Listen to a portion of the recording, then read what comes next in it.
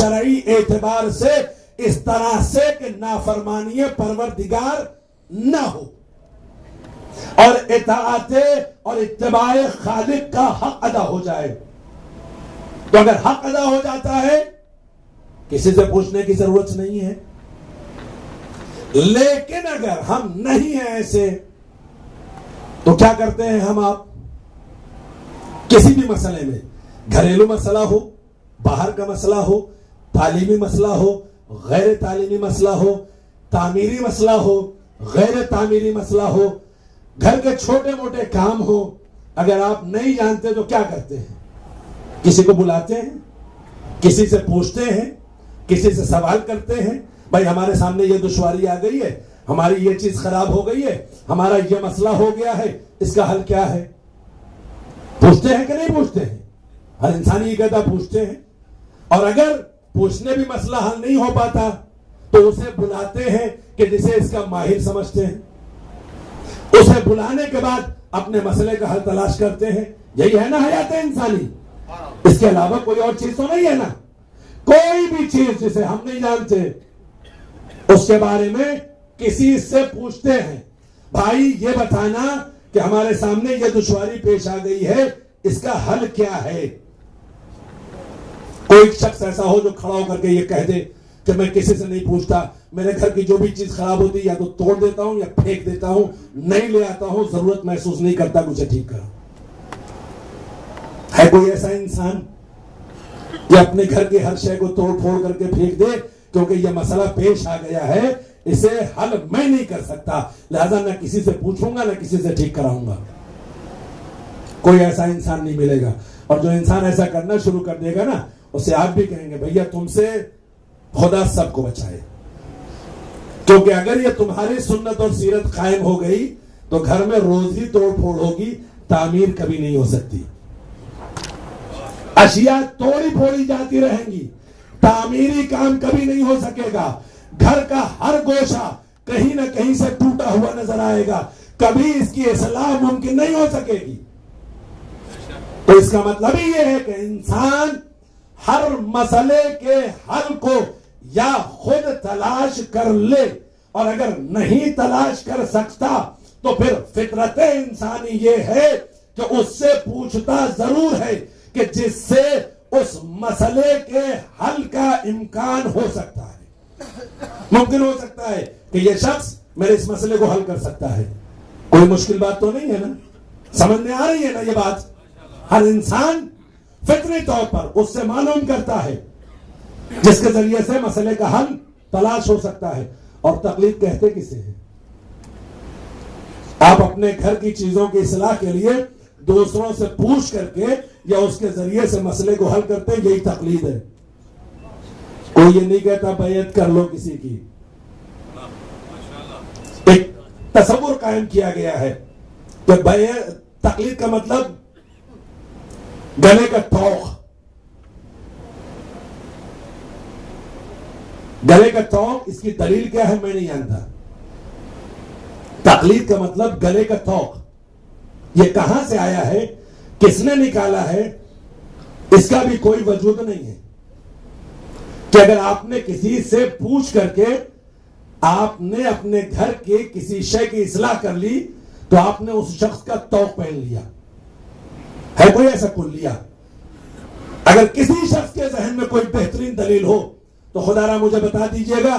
میں علم کا بھوکا ہوں، طالب علم ہوں، کوشش یہ کرتا ہوں کہ کہیں سے بھی علم مل جائے جو ہمیں راہ راست پر رکھ سکے تو اس کے لیے اپنے آپ کو پیش ضرور کرتا ہوں. کہیں سے بھی کسی کے ذہن میں اگر کوئی ایسی دلیل ہو کہ کسی سے پوچھ کر کے کسی کام کے کرنے کا نام گلے میں توق ڈالنے کی مماثلت رکھتا ہے تو وہ دلیل میں بھی سمجھنا چاہتا ہوں کہ کس دلیل کے مطابق اسے توق کہا گیا ہے. ہاں اگر آپ یہ چاہتے ہیں کہ کسی انسان کو اصلاح اس کی نہ ہونے پائے تو آپ چاہے اسے توق بنائیے، چاہے اسے بیڑی بنائیے، چاہے اسے زنجیر بنائیے، چاہے اسے تلوار بنائیے، چاہے اسے خنجر بنائیے، چاہے اسے بے دین بنائیے، مرضی ہے آپ کی. لیکن جہاں تک عقل کا اطلاق ہے، عقل کا تعلق ہے تو عقل کبھی بھی یہ گوارا نہیں کر سکتی کہ انسان کسی سے پوچھ کر کے کسی عمل کو اگر انجام دے لیتا ہے، کیونکہ وہ اتنا باصلاحیت نہیں ہے۔ اگر باصلاحیت ہوتا تو اپنے مسئلے کو حل کر لیتا، باصلاحیت نہیں ہے تو ایک شخص ایسا ہے جو باصلاحیت ہے، ہم نہیں جانتے تھے، ہم نے اس کے سامنے اپنا مسئلہ پیش کیا، اس نے کہا آیات میں اس کے بارے میں یہ حکم ہے، حکم پیغمبر میں اس کا یہ حکم ہے، معصوم نے اس کے بارے میں یہ ارشاد فرمایا ہے۔ لیکن یہ بات آپ کس سے پوچھیں گے؟ جس پر اعتماد ہونا چاہیے، جس پر بھروسہ ہونا چاہیے۔ ایسا نہ ہو کہ حریص دنیا ہو، لالچی ہو، عادل نہ ہو۔ اسی لیے معصوم قید لگاتے ہیں کہ دیکھو جو انسان حریص دنیا نہ ہو، عادل ہو، شریف النفس ہو اور ہمارے فرامین کو بیان کرنے والا ہو، اپنے مولا کے امر کی اطاعت کرنے والا ہو، تمہاری ذمہ داری ہے کہ اپنے مسئلے کا حل اس سے تلاش کرو۔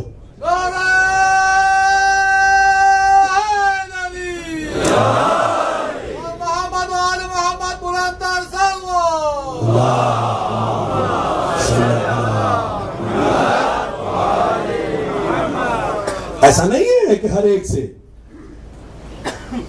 جس پر اعتماد بھی نہیں ہو سے بھی پوچھے جا رہے ہیں۔ اکثر انگلینڈ وغیرہ میں دو طرح کے افراد ہوتے ہیں، ایک پروفیشنل ہوتے ہیں، ایک نان پروفیشنل ہوتے ہیں۔ یعنی ایک وہ افراد ہوتے ہیں کہ جنہیں کام کرنا آتا ہے، اور ایک وہ افراد ہوتے ہیں کہ جنہیں کام کرنا نہیں آتا مگر کہتے یہ ہے کہ ہاں میں کر سکتا ہوں۔ اور اس کی مثال اگر پاکستانی حضرات سمجھنا چاہتے ہیں، کراچی کے ماحول کے رہنے والے، تو ان کے لیے بڑی بہترین مثال ہے۔ بقرعید کے موقع پر ہر شخص چھری اور لکڑی کا ایک ٹکڑا لے کر کے قصائی بن جاتا ہے، لیکن جب بوٹیاں بناتا ہے تو پتہ چلتا ہے کہ کتنا بڑا قصائی ہے۔ میں اسی لیے عمومی مثال دے رہا ہوں تاکہ آپ کے ذہنوں تک بات آسانی سے پہنچ سکے۔ یہی حال دنیا کا ہر جگہ ہے۔ کہیں پروفیشنل ہے یعنی پراپر ایجوکیٹڈ ہیں، وہ جب بھی کام کریں گے تو پوری فل فلیش پلاننگ کریں گے۔ یہ جگہ ہے، تعمیرات کے سلسلے میں اس میں اتنے بلاکس، اتنی چیزیں، اتنے میٹیریلز، یہ چیزیں لگیں گی، اس طریقے سے نقشہ بنے گا، اب یہ تعمیر ہوگی تو اس میں استحکام پایا جائے گا۔